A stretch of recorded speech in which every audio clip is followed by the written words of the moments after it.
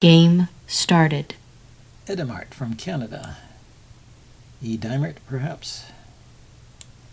Okay, let's try E4. Yeah, I got a D4 game last time. Oh, a Scandinavian center counter. Played the way I play it with knight f6. And now I recently discovered c4 was a move here. So how do you defend? Oh, you don't need to defend. So I'm just going to play h3 so I can develop my knight here without worrying about it being pinned. And he can add more pressure to this point. Where does my bishop want to go? My light squared bishop. Not sure. Here, let's develop the dark squared bishop. Maybe trade off the bishops here. Get rid of this guy on g7. Nice, going after the center pawn. Pawn takes, knight takes, knight takes, bishop takes. I play bishop to h6 now. You can play pawn takes. Yeah, that's probably not good. I could play, maybe I can play d5. And he just moved a knight away. This is defended. Yeah, and then I can maybe get rid of this bishop. He can push the pawn here. I can take it with my knight. That's okay.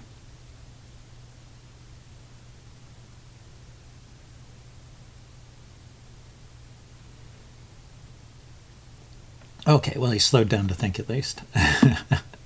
Okay, so he's going, that forces me to take, but I was going to take there anyway and see if he takes back with the knight or the king. I always think those fianchettoed knight positions are funny. So now I can take here, but then he gets a pin. So I don't really think it's actually, do not think it's safe to take there. So let's develop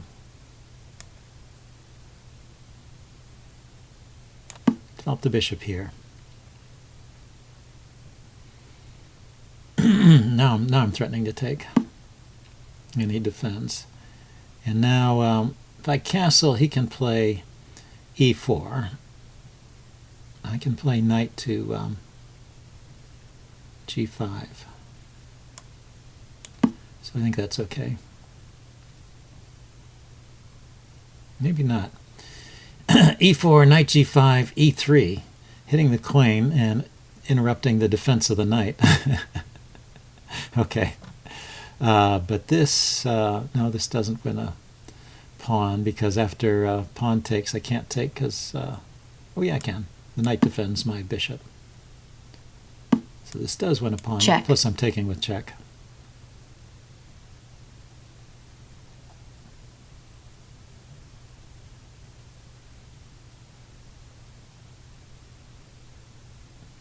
Yes, I thought black had an interesting try there in e4, e3. Maybe we'll look at that in the postmortem, see if if that would have gained something for black. Those pawn pushes are easy to miss for me. I miss them a lot, and sometimes they're quite strong. So that's my advice. If you're looking for tactics, look for those pawn pushes that come with tempo. Might surprise your opponent. Okay, this kind of, it doesn't force a queen trade. I could move my queen away.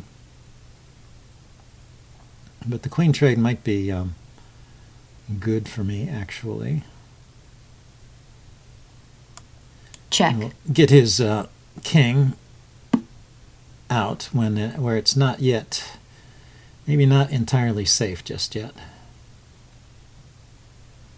I don't have a dark squared bishop, though, to really harass his king.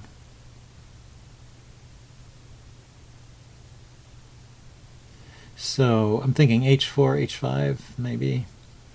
But maybe I should move my bishop so it's not under threat of the knight, and that frees up my, under threat of the rook, and that frees up my knight to move. And I could play something like knight to e4 with check to get a tempo.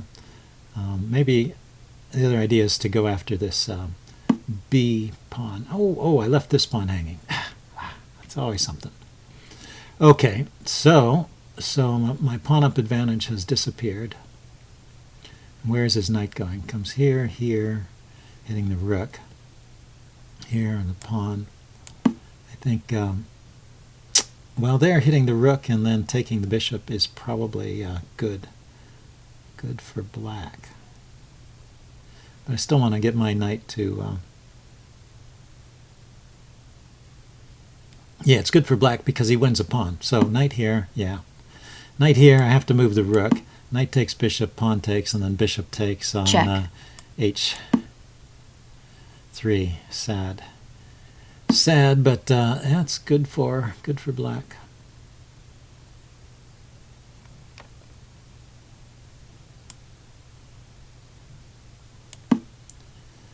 Okay, well, I'm going to try and mess up his pawns a bit.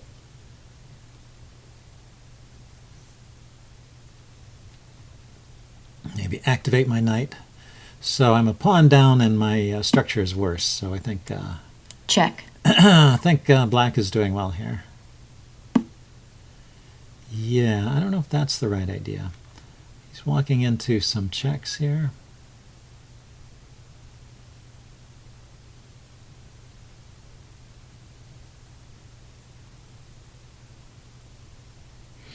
But he is going to end up attacking the... so if I check, he can go to f4 and attack my f3 pawn. Pretty annoying.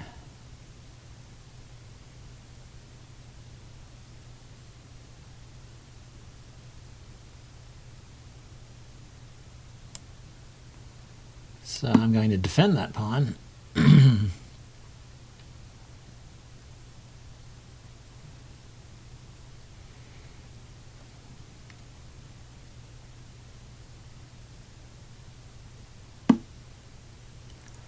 And now I can check his king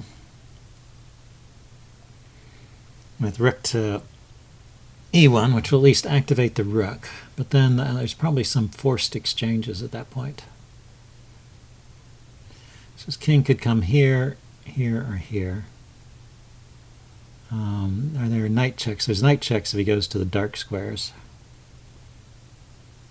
which look interesting. So if he goes to a light square here, rook here, check, king, f5.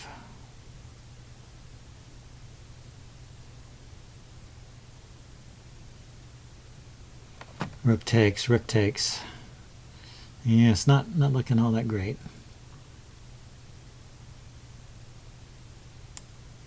Okay, check. So let's check with this rook. So at least it's defended by a pawn here.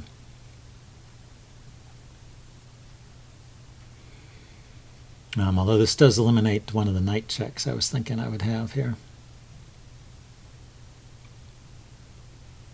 Then I'm going to harass the bishop a little bit with my king. Maybe try and activate my king by playing king h2 to g3.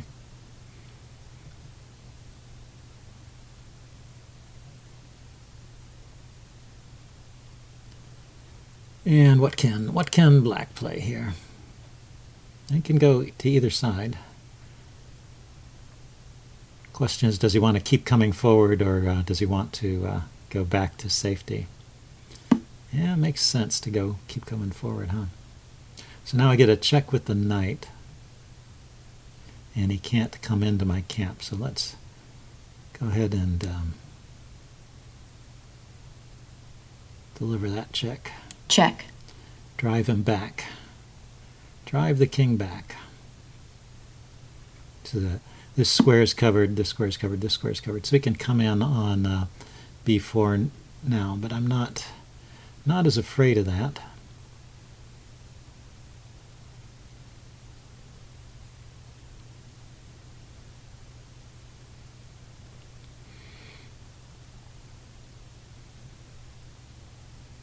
Okay, so let's harass the bishop as promised. And he can take my rook, but it'll straighten out my pawns and maybe help me a little bit. Improve my structure. I'll just be down a pawn, but I won't have horrible pawn weaknesses.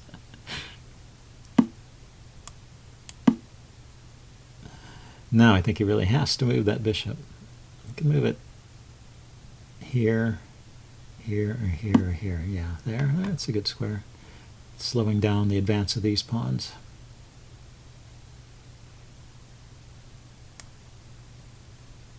check, So let's activate the rook.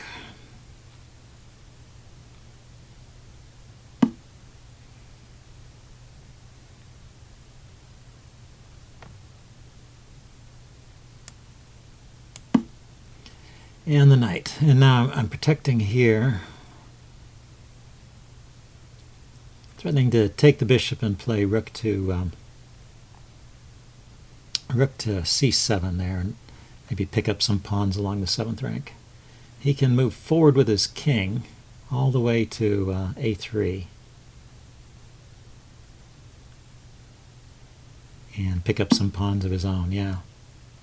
So knight here, check. I can win the pawn in the corner. But my main idea was to take the bishop and attack these pawns. Got to get your pieces active in the endgame, particularly rooks. In rook endgames, you need an active rook.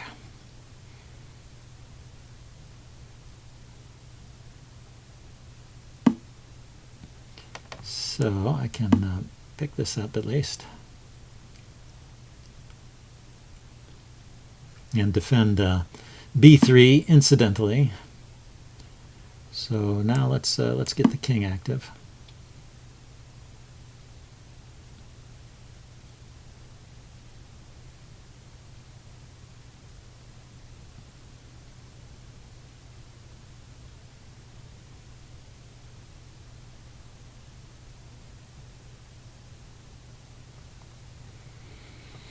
So I think this is basically a struggle to hold a draw. I could also play rook to b6. Yeah, so we decided to go ahead and take the pawn. But if I can, I'd rather pick up these pawns with my king and leave my rook alone, not waste any moves with it, so it stays on the b pawn basically.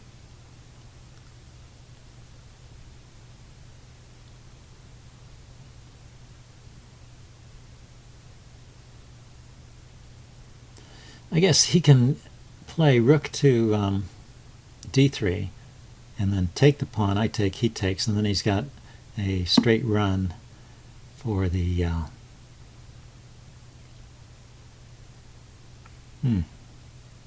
It's not doing that. He's threatening rook here, check. Okay, well, let's go after these pawns then with the rook. He can play rook to oh, I could have played I could have played e4 because that keeps his rook out of f5. I was afraid of rook f5 check, but that's not possible if I play e4. Could have played that.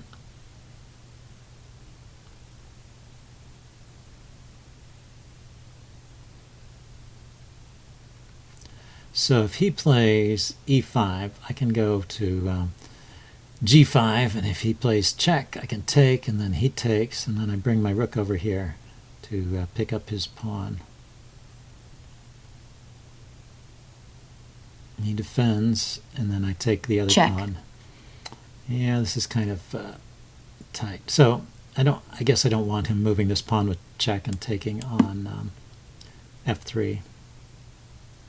That might be a problem.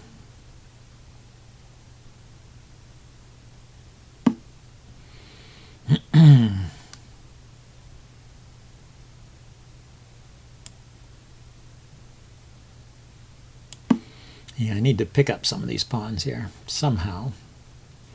I realize I'm abandoning my b pawn.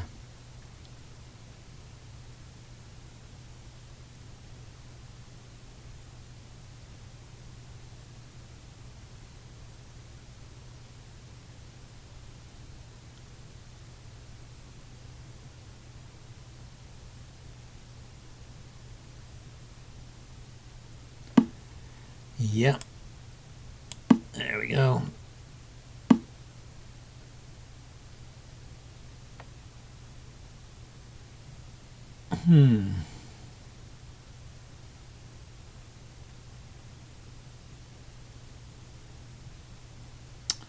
Yeah, it's funny. I can't. Yeah, I can't.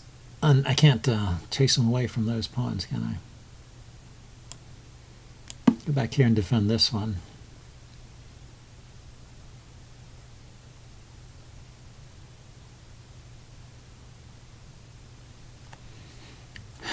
So he can just start pushing these pawns forward, or he can take on... check, or he can take on e4. check, I get one pawn. If he takes the next one, I get this pawn.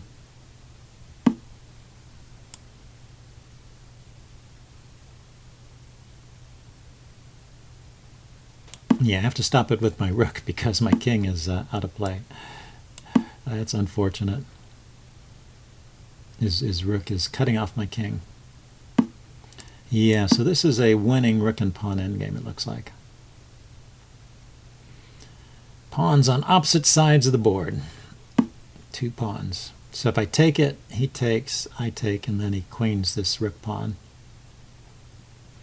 If I move my rook away, well, let's just play on a few more moves, see if he has a winning technique here.